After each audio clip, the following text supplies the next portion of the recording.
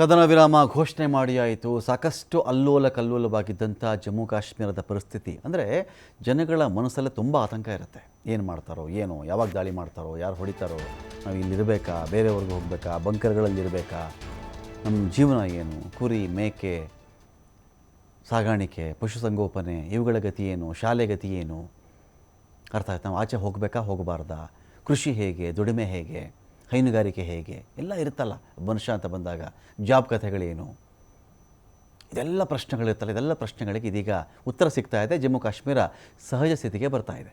ಶ್ರೀನಗರದಲ್ಲಿ ಶಾಲಾ ಕಾಲೇಜುಗಳು ಮತ್ತೆ ಶುರುವಾಗಿದೆ.